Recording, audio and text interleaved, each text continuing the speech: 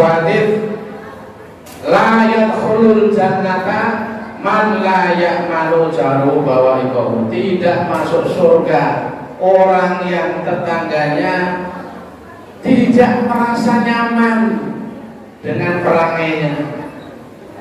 Ini orang dimanapun dia tinggal pasti bikin onar. Ada tidak?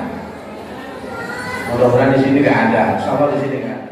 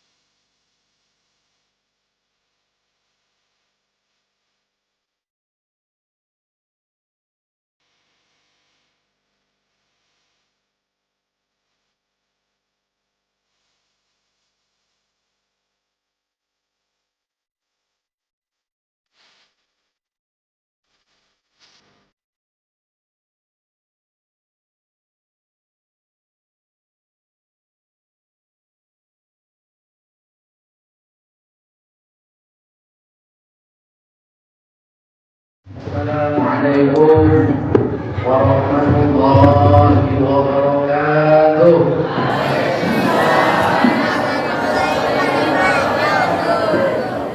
Mulai sudah Pak sini. Dari sekarang kan dia kita nikmati.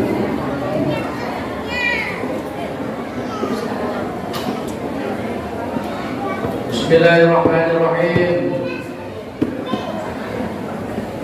Alhamdulillahi Rabbil Alamin, alladzi nahmaduhu wa nasta'inuhu wa nastaghfiruh wa na'udzu billahi min shururi anfusina wa min sayyiati a'malina. May yahdihillahu fala mudilla lahu wa may yudlil fala hadiya lahu. أشهد أن لا إله إلا الله وحده لا شريك له وأشهد أن محمدا عبده ورسوله الذي لا نبي بعده. اللهم صل على سيدنا محمد.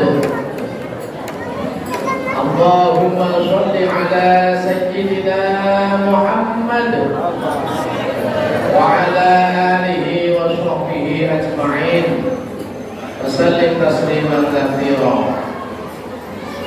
أما بعد فقال الله تعالى في كتابه الكريم أعوذ بالله من الشيطان الرجيم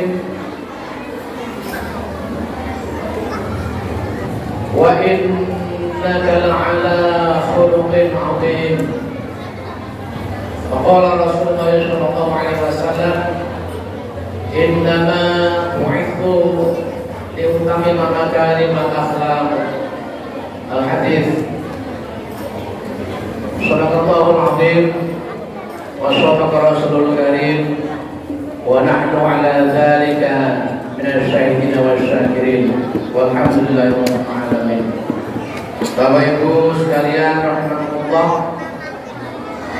malam hari ini kita diberikan nikmat kesehatan, nikmat yang paling berharga di samping nikmat iman dan Islam.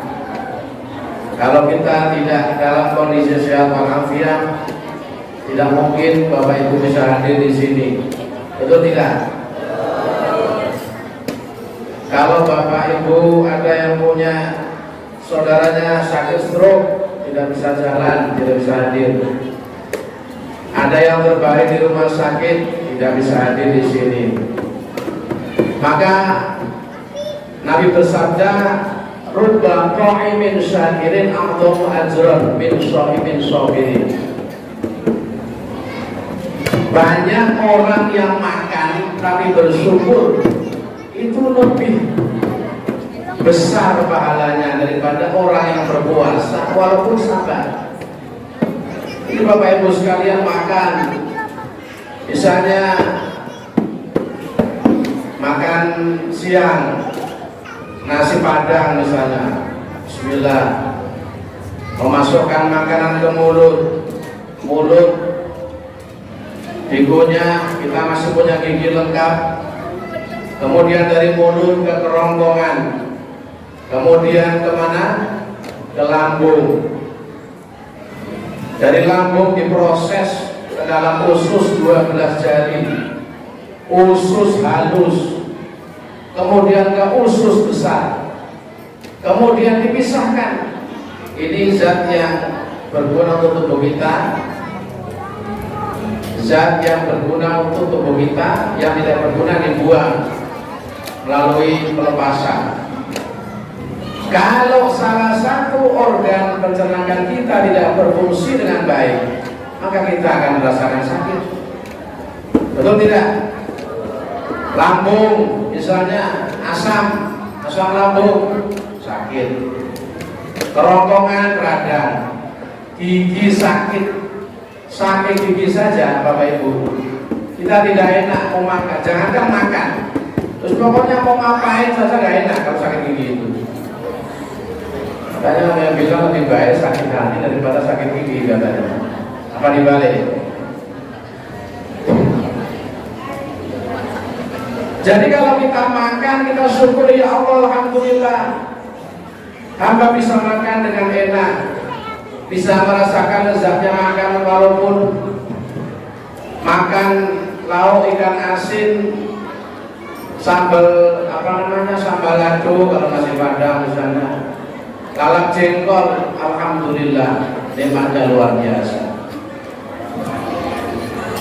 Disyukuri itu Bapak Ibu, kita mensyukuri itu, kita bersyukur dengan sepenuh hati, itu lebih besar pahalanya daripada orang yang berpuasa walaupun sabar. Tapi luar biasa. Maka tidak ada alasan kita tidak bersyukur atas nikmat Allah. Allah Pak, saya ini rasanya tahun ini tidak ada nikmat Allah. Kalau kita menganggap nikmat itu sebuah materi, nah itu harus direvisi ya istilahnya. Justru nikmat yang luar biasa itu adalah nikmat yang berupa kesehatan. Ya sekarang kalau Bapak Ibu dikasih uang 1 triliun, dikasih uang banyak, tapi jalan pakai kursi roda, makan disuapin,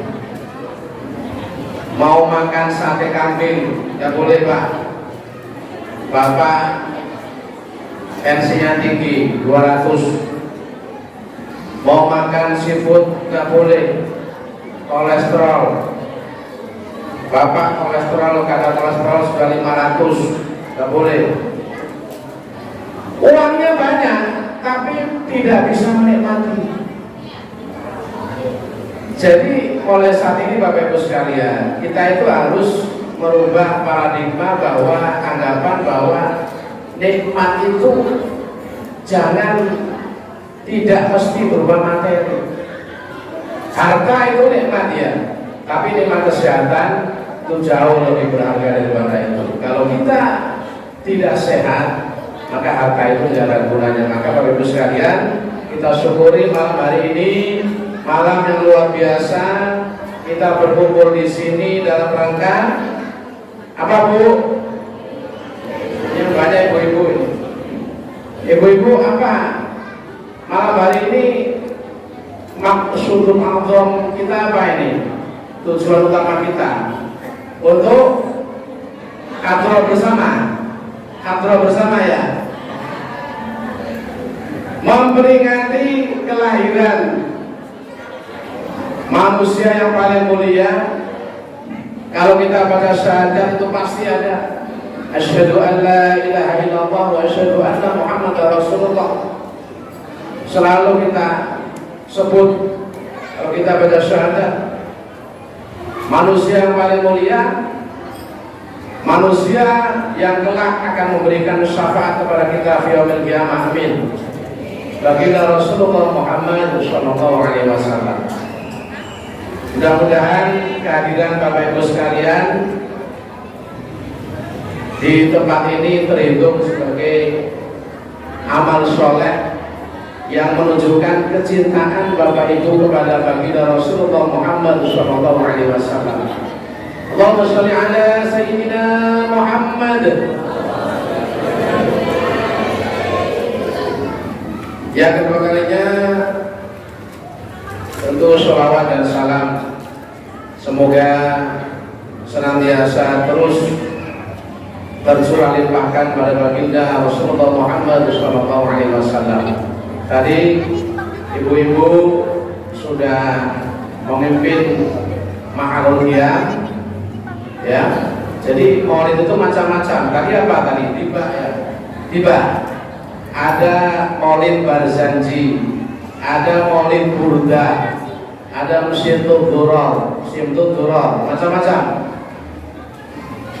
Tujuannya sama, yaitu dalam rangka untuk bersolawat kepada baginda Rasulullah Muhammad SAW. Termasuk kegiatan kita malam hari ini, apakah sekedar seremonial belaka? Kalau seremonial Bapak Ibu, setiap tahun kita peringati ini. Kalau sekedar makan-makan bersama, nggak harus seperti ini. Maka kita harus perbaiki niat kita. Innamal a'malu binniyat, al-umuru bimaqasidiha. Niat kita dari rumah ke masjid ini adalah dalam rangka untuk memperingati kelahiran baginda Rasulullah Muhammad SAW, menumbuhkan kecintaan kepada baginda Rasulullah Muhammad SAW. Maka ada hasil seyogianya yang kita peroleh pada malam hari ini, tidak hanya sekedar berangkat pengajian.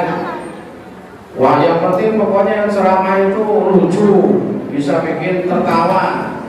Nah ini kalau itu saya nggak bisa memang ya, karena ya karena tidak ada background pelawak ya.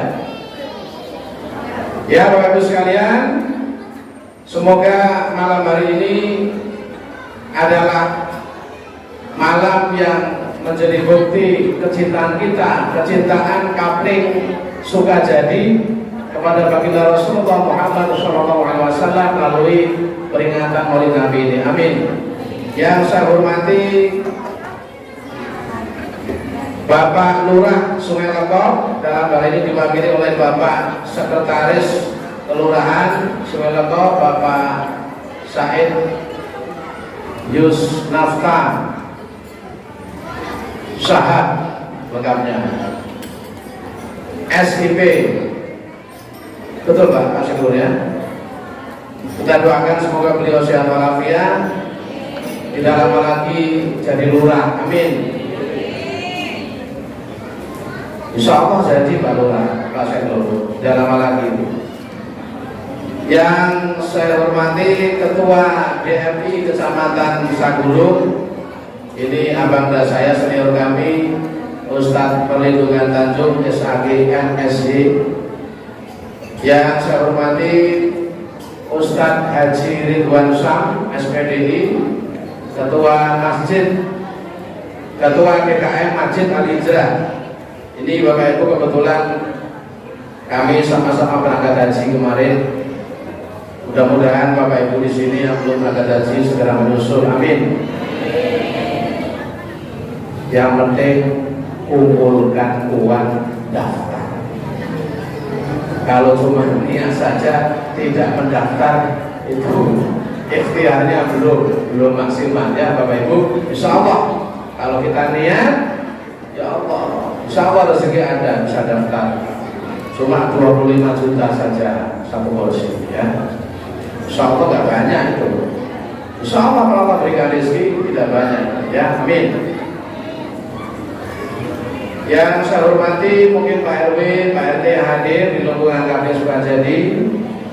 Ada tadi rekan saya Ustadz Lianda, Bapak Ibu semuanya, segenap jamaah masjid Al-Hijrah, Kapling Sukajadi yang dimuliakan Allah Subhanahu wa taala.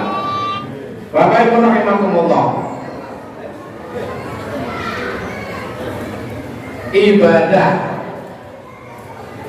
Ibadah kepada Allah itu adalah, kalau kita bicara ibadah, itu adalah kewajiban kita. Wa ma khalaqul jinna wal insa illa liya'budun. Al-Zariyat ayat 46. Dan tidaklah aku ciptakan jin dan manusia kecuali untuk menyembah kepadaku. Jadi kita diciptakan Allah Subhanahu wa taala di muka bumi ini adalah li'ibadatillah, untuk menghambakan diri kepada Allah Subhanahu wa taala. Sadar atau tidak? Maka Bapak Ibu sekalian, coba kita introspeksi sampai sekarang, sampai umur kita sekarang ini, sudahkah ibadah kita itu sempurna, paling tidak mendekati sempurna? Sudahkah sholat 5 waktu kita, Bapak Ibu? Sholat kita dari akil balik sampai sekarang cukup atau tidak kira-kira? Atau banyak yang kita tinggalkan? Coba kita hitung. Sudahkah sholat kita sesuai dengan tuntunan Rasulullah? Shollu kama ra'aitumuni usolli, kata Nabi. Sholatlah kamu sebagaimana aku sholat. Ataukah kita masih sholatnya sekedar yang penting sholat, Pak, Allahu Akbar, salam. Mana yang rukun, mana yang sunnah tidak tahu. Mana yang sunnah abad, mana yang sunnah hayat, tidak ada bedanya. Repot. Saya pernah jadi imam sholat asar.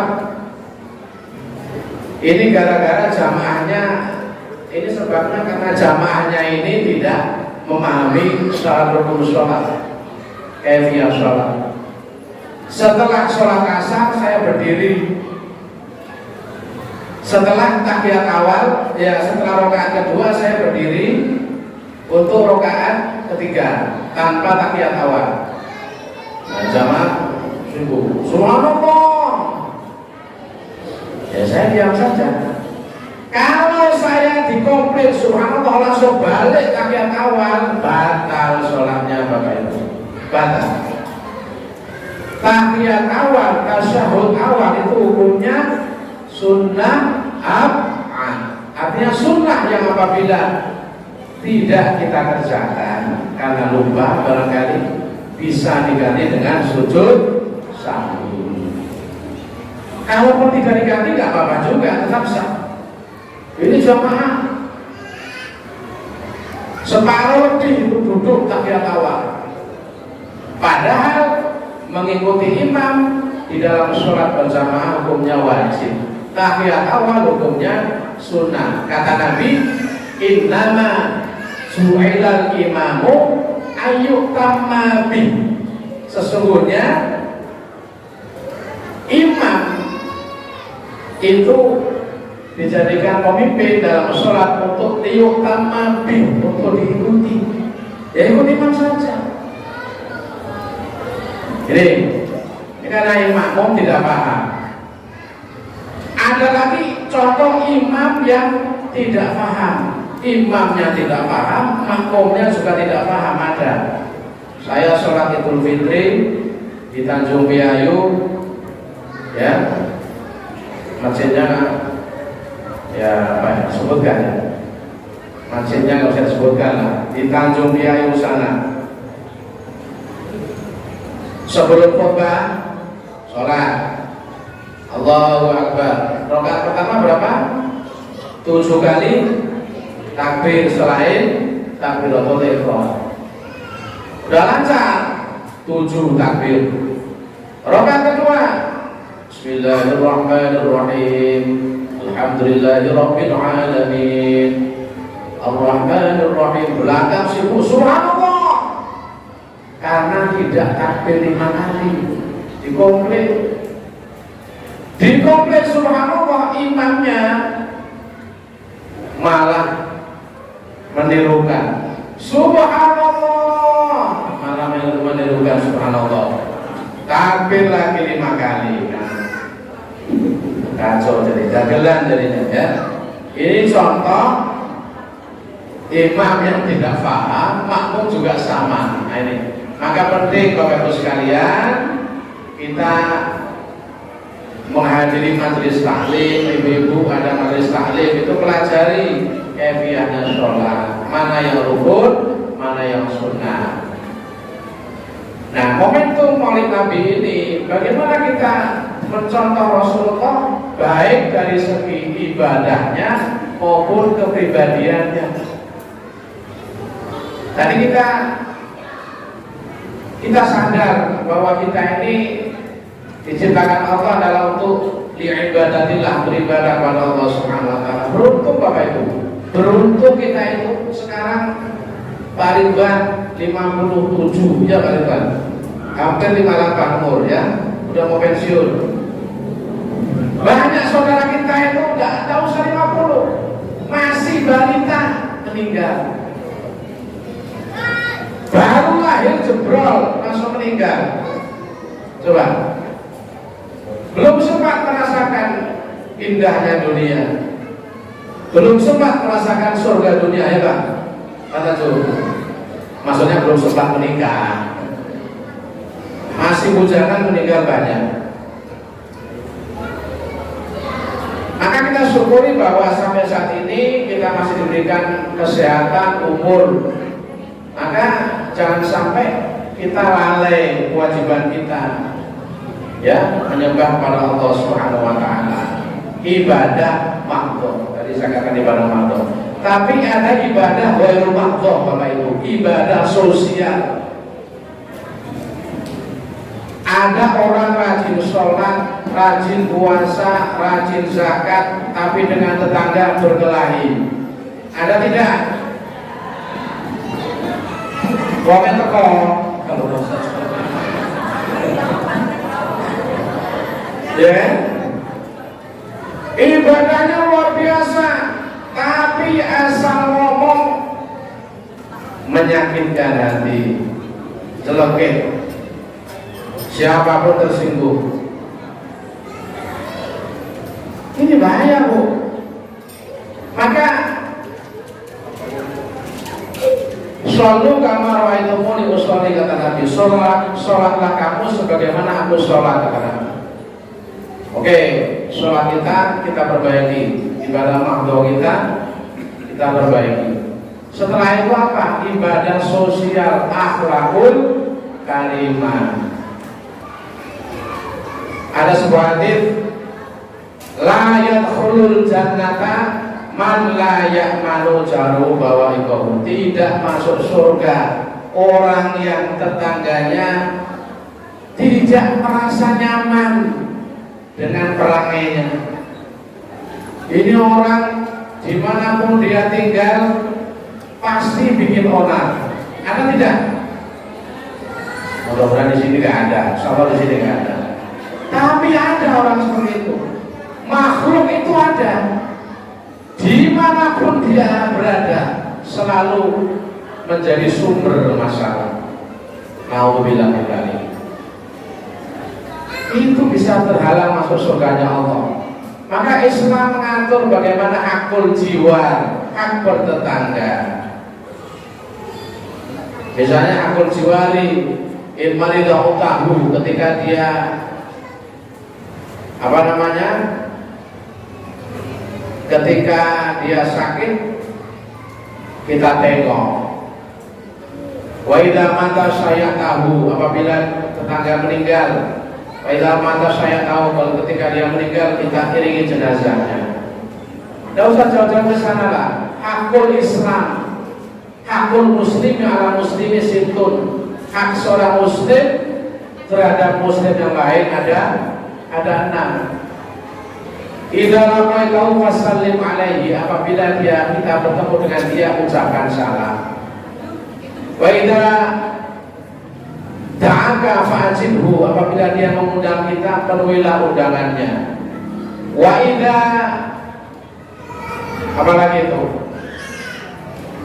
Wa idza stamusmuhaka famusilah, apabila dia minta nasihat, nasihati dia. Wa idza habisa fahamidallah fastaminhu, apabila dia bersin menyebut asma Allah, doakan dia, ya Allah. Wa idza maridu fa'udhu, apabila dia sakit tengoklah dia. Wa idza mata fattabi'u, apabila dia meninggal iringi jenazahnya. Itu semua diatur Bapak Ibu sekalian. Luar biasa agama Islam itu. Bagaimana cara kaifiah hidup bermasyarakat? Kita ini kan makhluk sosial, zon politika, makhluk sosial, tidak bisa hidup tanpa bantuan orang lain. Emang kalau punya uang banyak sudah selesai semua? Belum tentu. Di sini Bu, Bapak Ibu, kalau di sini semuanya kaya, susah apa tidak? Susah. Gimana kan susah? Pak, minta tolong Pak. Rumah saya itu rusak, kalau menurut apa? Rumah saya juga rusak, kalau Bapak mau silakan. Uang saya banyak, nggak bisa. Ya, kita ini bisa saling membantu, saling mengisi karena perbedaan strata sosial tadi, perbedaan ekonomi tadi. Makanya ada kaya dan miskin itu sunatullah. Wallahu fadhala ba'dakum ala ba'din fil rizq. Dan Allah telah melebihkan rezeki sebagian dari kamu atas sebagian yang lain. Maka di Islam ada namanya syariat zakat, supaya ada pemerataan ekonomi. Ya, Bapak Ibu rahimakumullah. Maka pada kesempatan kali ini, mari kita yang pertama kita renungkan ibadah kita, apakah sudah sesuai dengan contoh dari Rasulullah SAW, terutama sholat kita. Tadi saya sampaikan sholat kita dari akhir balik sampai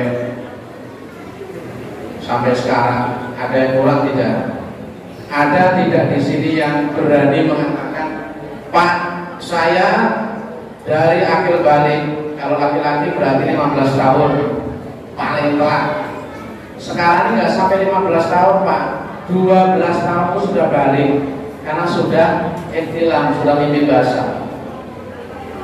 Saya Pak dari akhir balik sampai sekarang, sampai umur saya 50 tahun, sholat saya full, nggak ada yang kurang. Ada? Ada tidak? Nggak ada, saya pun nggak berani. Besok Bapak Ibu di akhirat itu akan diperiksa, akan diaudit. Yang pertama kali ditanyakan adalah sholat kita. Awwalu ma yuhasabu bil abdu yaumil qiyamati as-sholatu.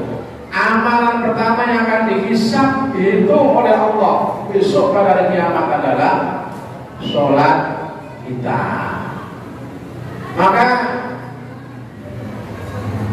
pada suatu riwayat disebutkan, ketika seorang hamba diperiksa oleh seorang malaikat, periksa, misalnya saya nurutin, ini sholatnya banyak yang kurang nih, ini banyak gak sholat atau muda ini. Nah, kemudian ini sholat tapi wudunya gak sah, wudunya salah-salah. Kenapa juga? Periksa juga seperti ini. Pertama gak sholat, yang kedua sholatnya salah-salah, kemudian wudunya, toharohnya salah-salah. Ketika malaikat melapor kepada Allah, apa kata Allah?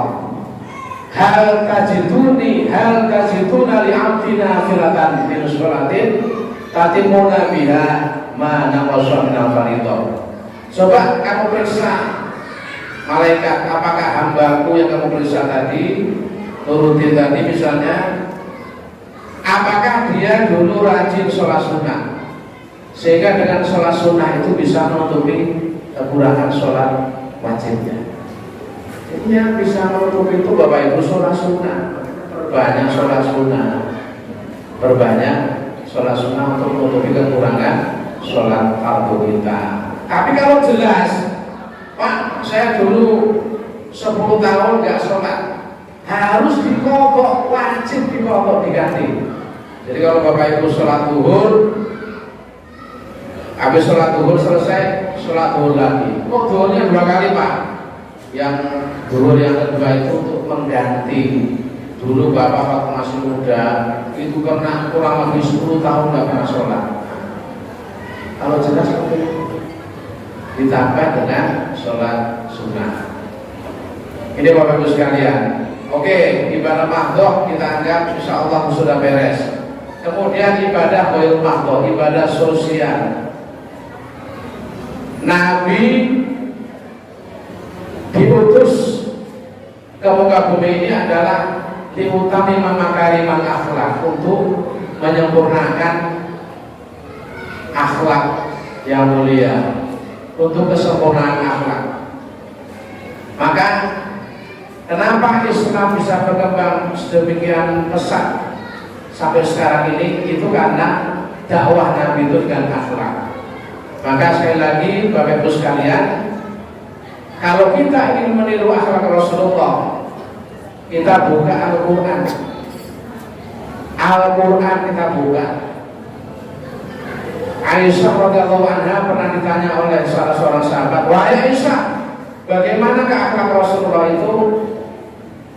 Kata Aisyah, "Apakah Anda tidak pernah baca Quran?" Aisyah menjawab, tentu." Sahabat itu menjawab, "Tentu rajin baca."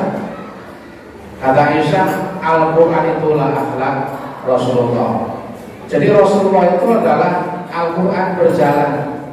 Artinya seluruh nilai-nilai Al-Quran, nilai akhlakul karimah dalam Al-Quran itu sudah diimplementasikan oleh Rasulullah dalam kehidupan nyata. Paling tidak kita meniru, tidak bisa persis, tidak apa-apa, nggak mungkin mau persis. Contoh, misalnya dalam surah Al-A'raf ayat 199, khudil afwa wa'mur bil urfi wa'arid 'anil jahilin. Khudil afwa, hendaklah kamu pemaaf. Sudahkah kita menjadi manusia yang punya sifat pemaaf seperti Nabi? Kita ini biasanya Bapak Ibu, kita memaafkan orang. Kita ini sulit untuk melakukan sesuatu yang lebih baik daripada saudara kita. Kalau Anda baik dengan saya bisa lebih baik dengan Anda. Tapi kalau Anda bersikap jahat, kalau Anda jahat kepada saya lebih jahat daripada Anda. Nah, itu biasanya kita seperti itu. Biasanya kita seperti itu. Maka pemaaf itu adalah salah satu sifat Rasulullah. Bahkan Rasulullah dalam suatu kisah yang saya yakin semuanya sudah tahu, Rasulullah itu pernah diludahi oleh kafir Quraisy. Ya, setiap kali pulang sholat jamaah diludahi. Ketika ludahnya berhenti, Rasulullah bertanya, "Ini yang biasa meludahin saya mana? Aku nggak ada." Dicari informasi, rupanya sakit, dijenguk oleh Rasulullah. Akhirnya masuk Islam. Jadi masuk Islamnya kafir Quraisy tersebut itu karena akhlak Rasulullah SAW. Ya, makanya Islam itu berkembang itu bukan dengan pedang, tapi dengan akhlakul karimah. Maka dalam Al-Quran Allah memuji akhlak Rasulullah dalam surah Al-Qalam ayat 4 disebutkan, wa innaka la'ala khuluqin 'adzim. Dan sesungguhnya engkau wahai Muhammad sungguh memiliki budi pekerti yang agung. Allah sendiri memuji jamaah sekalian. Ya, kita nggak ada apa-apanya. Ya. Maka mari pada kesempatan kali ini, pada momentum Maulid Nabi ini, kita merenung apakah ibadah sosial kita, akhlak kita di masyarakat itu sudah paling tidak sedikit demi sedikit mendekati akhlak Rasulullah SAW, walaupun nggak akan bisa sempurna. Maka Bapak Ibu sekalian, di samping kita mencintai Rasulullah dengan memperbanyak sholawat Nabi, memperbanyak sholawat kepada beliau, yang tidak kalah pentingnya adalah bagaimana kita meniru kepribadian Rasulullah SAW. Jangan yang meniru yang enak pula ditiru, tapi itu salah. Pak, saya Pak, ada orang datang kepada saya ini kan Pak Tua Batu Haji dulu, puasa dulu, sekarang Tua Batu Haji. Saya ini Pak, sebelum memiliki istri lebih dari satu, saya merasa belum seutuhnya menjadi umat Rasulullah SAW. Ada itu Pak, datang kepada saya, mau daftar nikah, istri berapa? Baru satu, anak 3. Kenapa kau nikah? Ingin meniru akhlak Rasulullah, sunnah Rasulullah menikah itu bukan kemauan beliau. Garis bawahi. Ya, nanti saya dikomplain oleh ibu-ibu, nanti ini Pak Tua ini bikin masalah saja, ngajak poligami pula suami saya. Rasulullah menikah lebih dari satu itu setelah Sayyidatina Khadijah wafat, dan itu bukan kemauan Rasulullah, itu perintah, itu wahyu, perintah Allah. Sedangkan kita, kalau ada di sini ada yang menikah lebih dari satu, apakah kemauan istri tuanya? Ya, tidak, jarang. Pasti yang banyak itu kemauan bapak itu sendiri. Jadi jangan beralasan sunnah Rasul. Dan Rasulullah, sekali lagi Rasulullah itu menikah itu wahyu, itu perintah, bukan kemauan Rasulullah. Jadi salah kalau ada orang menikah karena sunnah Rasul. Nah itu perlu dikoreksi. Tapi apakah boleh? Boleh nggak Bu? Boleh Pak. Tapi syaratnya ada satu, langkai dulu mayatku. Bahaya. Berat syaratnya, langkai dulu mayat. Aduh. Saya di Sagulung itu Bapak Ibu, itu ada setidaknya 4 kali saya menikahkan poligami resmi. Artinya ada izin dari istri utama, ada izin dari pengadilan agama. Kasusnya macam-macam. Di antaranya istri tidak bisa memenuhi kewajiban melayani suami karena sakit komplikasi. Ya. Jadi kalau ibu-ibu di sini sehat-sehat, bapak-bapak jangan cari alasan. Ya, kan sehat semua di sini nih. Ya. Banyak alasan lain. Yang jelas meniru akhlak Rasulullah itu ya jangan diambil sepotong-sepotong. Ya, yang apa yang enak-enak jangan. Tapi yang paling penting adalah bagaimana, pertama tadi adalah bagaimana ibadah Rasulullah, yang kedua adalah bagaimana sikap dan perilaku Rasulullah SAW dalam kehidupan sehari-hari. Kepada istrinya bagaimana? Maka berjanji itu Bapak Ibu itu kan ada. Wa kana sallallahu alaihi wasallam syadidal haya'i wa tawadhu, yakhshifu na'lahu wa yarfa'u thawbahu wa yahlubu syatahu wa yasiru fi khidmati ahli bi siratin sariyah. Adalah Rasulullah itu sangat memalu. Jadi Rasulullah itu sangat memalu Bapak Ibu. Makanya al-haya minal iman. Malu itu adalah bagian daripada iman. Kalau kita sudah malunya nggak ada malu, nggak ada rasa malu, itu bahaya. Jadi Rasulullah itu sangat memalu. Wa tawadhu, dan rendah hati. Ya, jangan sombong. Man tawadhu'a rafa'ahu Allah.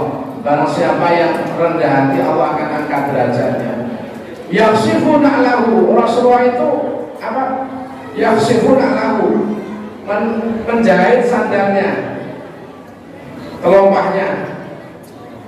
Wa yaqubu wa yaqaufahu, menjahit bajunya. Ada tidak suami seperti ini? Ada tidak suami itu sandalnya rusak dijahit sendiri? Mana ada dijahit Pak? Ya belilah yang baru lah. Baju dijahit sendiri, ada tidak? Wa yaqubu tahu, kemudian memerah susunya sendiri, bikin kopi sendiri. Ini Bang Tanjung saja, Pak Sekmur saja nggak pernah bikin kopi sendiri. Orang rumah yang buatkan. Wa yasiru fi khidmati ahli bi siratin sariyah, dan Rasulullah itu bergaul dengan istri-istrinya bi siratin sariyah, dengan sendagurau, ya. Apa namanya? Pokoknya dengan bahasa-bahasa romantis. Ya. Jadi seperti itu. Jadi kalau seorang suami meniru akhlak Rasulullah di dalam rumah tangganya, insya Allah akan aman, tentram, sakinah, mawaddah warahmah. Demikian juga istrinya meniru akhlak, misalnya Khadijah radhiyallahu anha, istri Rasulullah, maka juga akan keluarga akan bertahan sampai akhir hayat. Kenapa keluarga itu, terutama di Batam, ya, kenapa kok banyak terjadi perceraian? Kenapa? Ya itu karena yang salah dua-duanya, suami istri. Kalau suaminya soleh, meniru akhlak Rasulullah, solehah, maka insya Allah akan sakinah mawaddah warahmah. Makanya kata Nabi, maqalla wa kafa khairun mimma kafura wa ala. Sedikit yang Allah berikan kepada kita tapi cukup, sedikit tapi cukup, itu lebih baik Bapak Ibu daripada banyak yang dikasih Allah kepada kita tapi membuat kita lupa kepada Allah Subhanahu wa taala. Sedikit cukup, yang penting kan cukup Pak. Untuk beli motor cukup, ya. Pokoknya uangnya di rekening itu nggak ada. Tapi ya Allah, besok anak saya mau masuk kuliah, di mana ini ya Allah, belum ada rezeki. Ada saja rezeki. Nah, ada saja rezeki. Ya, ya Allah, ini kalau kemana-mana naik mobil kehujanan susah juga. Ada rezeki beli mobil coba. Ya, tabungan nggak ada, bayangkan. Maka insya Allah kalau kita itu menjadi muslim yang sejati, ya, bertakwa, ya ja'allahu makhraja wa yarzuqhu min haitsu la yahtasib. Akan diberikan Allah jalan keluar, diberikan rezeki melalui jalan yang tanpa disangka-sangka. Ya, wa may yattaqillaha yaj'al lahu makhraja wa yarzuqhu min haitsu la yahtasib. Ya, enggak susah.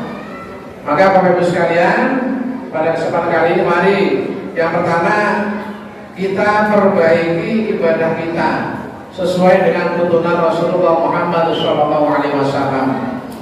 Bagaimana Pak Bu mengetahui cara sholatnya Rasulullah? Apakah ada dari hadis? Dari hadis itu masih belum sempurna, masih perlu penjabaran. Maka banyak kitab-kitab para ulama yang menerangkan tentang kaifiyahnya sholat. Ya, dari mulai takbiratul ihram sampai salam. Yang penting Bapak Ibu itu tahu, sekali lagi tahu mana yang rukun, mana yang sunnah. Ya, Dan di sini bapak-bapak juga penting untuk tahu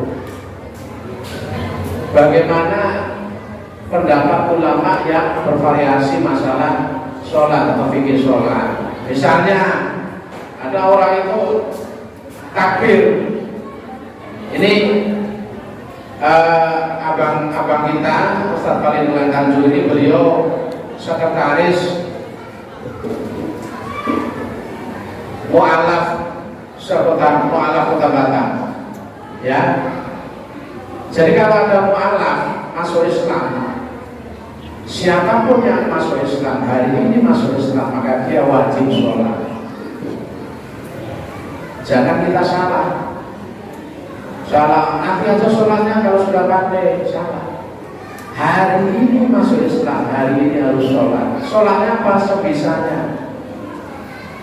Bahkan takbir saja itu kalau terpaksa nggak bisa pakai bahasa Arab, pakai bahasa Indonesia pun boleh kalau terpaksa. Tapi ya nggak mungkin masa Allahu Akbar nggak bisa, ya. Kalau kita yang muslim dari kecil, insya Allah tidak ada masalah. Tapi kita harus tahu juga, jangan Allahu Akbar kita sholat dulu ya, kita ini sholat Allahu Akbar. Ibu ketika takbir itu dengar nggak ibu? Telinga ibu sendiri harus kita dengar dan jelas Pak Bu. Jangan panjang pendeknya jelas Allahu Akbar. Jangan Allahu Akbar. Apakah Allah itu Maha Besar? Meragukan, istifham. Atau Allahu Akbar. Salah.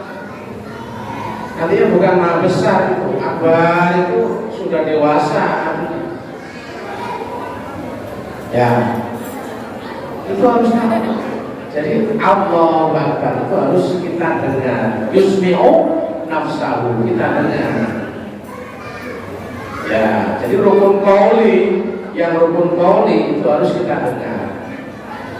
Kalau yang lain rukun fi'li itu yang penting perbuatannya. Maka tasbihnya itu, ucapan kita itu sifatnya sunnah. Itu saya kira itu ibu-ibu sekalian sudah paham. Yang penting kita sempurnakan saja ibadah kita sesuai dengan tuntunan Rasulullah. Kemudian yang kedua, kesimpulannya adalah mari kita perbaiki pribadi kita, Bapak Ibu sekalian, ya.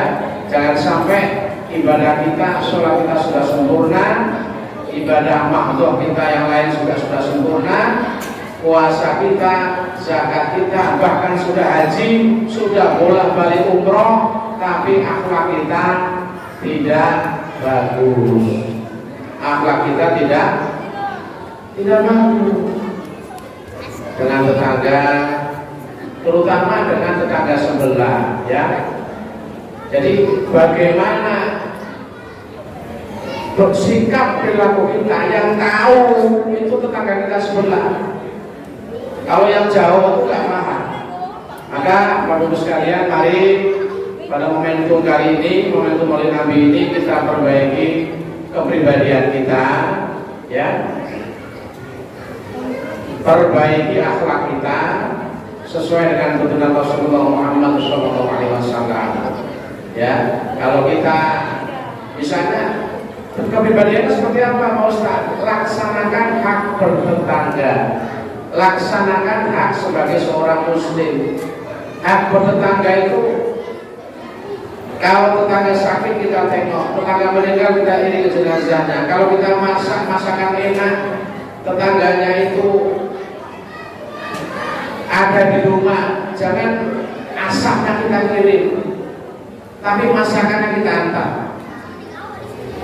Apalagi tetangga sebelah itu habis di PHK, ini bakar sate kambing, asapnya dikirim ke sebelah. Ini asapnya, padahal anak-anaknya banyak, masih kecil-kecil. Ini, ya, saya kira itu Bapak Ibu sekalian. Dan mari kita tutup pertemuan kita ini dengan doa, mohon kepada Allah Subhanahu wa taala, mudah-mudahan apa yang kita kaji pada malam hari ini bermanfaat untuk saya pribadi dan kepada Bapak Ibu sekalian, dan mari kita yang baik mohon bisa diambil dan kita amalkan. Dan sekali lagi mohon maaf apabila penyampaian saya ada yang kurang berkenan bagi Bapak Ibu sekalian, ada yang kurang pas, mohon maaf yang sebesar-besarnya.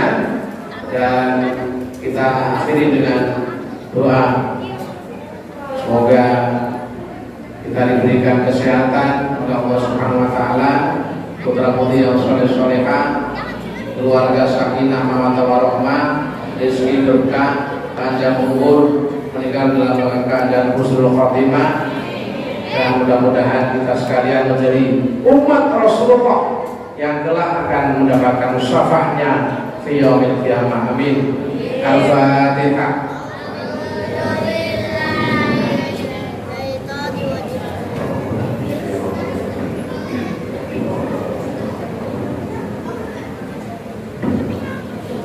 Allahumma sholli ala sayyidina Muhammadin wa ala ali sayyidina Muhammad sayyidina wa inna wal akhirin. Sallallahu radhiyallahu ta'ala wa ta'ala min Muhammad Rasulullah ajma'in. Alhamdulillah rabbil alamin. Hamdan syakirin hamdan na'imin. Hamdan yuwafi ni'amahu wa yukafi mazidah.